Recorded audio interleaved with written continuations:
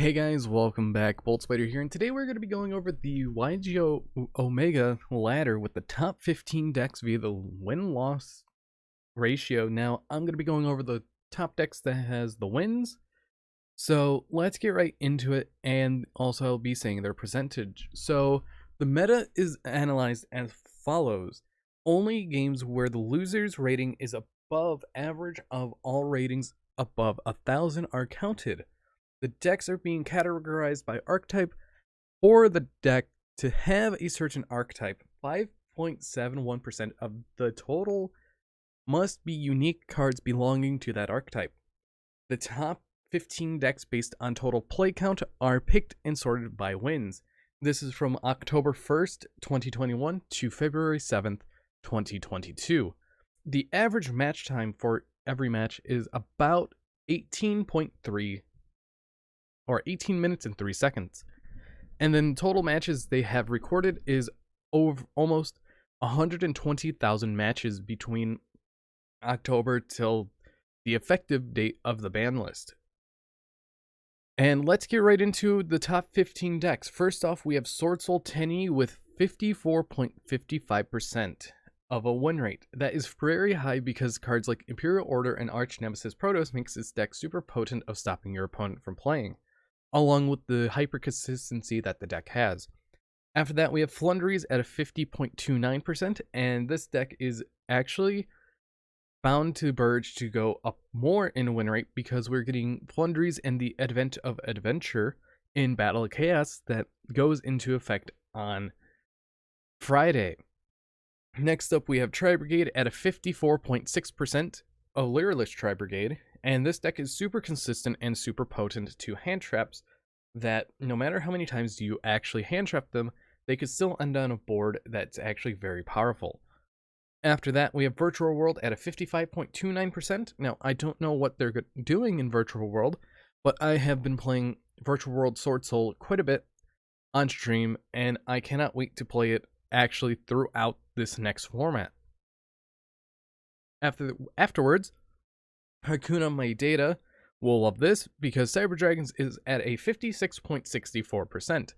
This is actually very, very good percentage for Cyber Dragons because of how potent the deck is in the right hands. Afterwards, we have Heroes at the lowest percentage, being 46.7%. Now, they are number 6 because they have tons of games in, so that is one thing to note. Afterwards, we have Phantom Knights. Phantom Knights with a 52.05%. Now, with Grand Creators just coming out, we're going to be seeing more types of Phantom Knights like the Brave Phantom Knights, and that is going to be very potent as well because it gives them an Omni Negate that can lead them into a Destroyer Phoenix Enforcer because you can use the token and Griffin Rider after you get your board set up to summon out a Verte. After that, we have Evil Twin Live Twin at a 50.77%, and this is actually very high for the deck because in the right hands, the deck is super deadly, and your opponent can't really do much if you get set up properly. After that, we have Dogmatic Invoke Shaddoll at a 50.38%.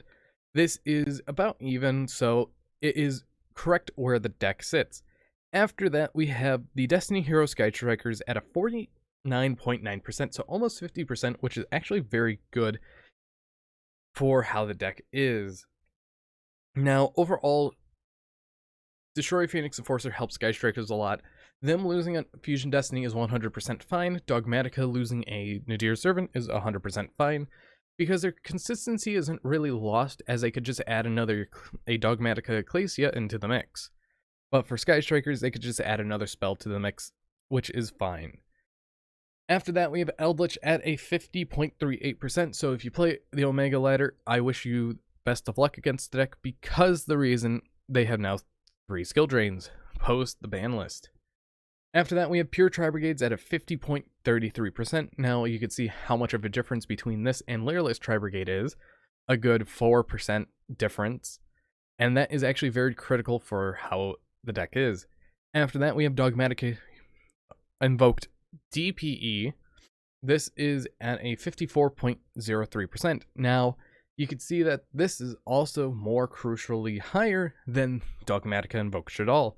The reason being is that DPE is a wonderful and a very powerful card, as it makes simplified game states easier to do, and you could just game through that. Then we have Pure Sky Strikers at a 46.72. Again, Destroy Phoenix Enforcer not being in the deck kind of hinders the win percentage. And finally, we have Madolches at a 50.59%. That is actually very high for a deck. Now, overall, I am going to be covering the rest of the stats in a later video, as this is just 4 things accounting for this here, because we also have individual cards, the highest cards. I'm going to be going through all of this for staple, hand traps, and everything. But as we can see, the top 10 cards, we have Infinite Impermanence, Ash Blossom, Joyous Springs, Nibiru the Primal Being, Call by the Grave, Drone Lockbird, Harpy Feather Duster, Dark Rule No More, Cosmic Cyclone, Divine Arsenal, AA Zeus, and Imperial Order were the top 10 cards of this format. And it goes into top 40 cards of the format. So that is definitely one thing to keep note on. Overall, I cannot wait to break this down for you guys, and we'll see what we'll come up with. But anyways, I've been Bolt Spider. Hopefully you guys did enjoy it, and see you guys in the next video.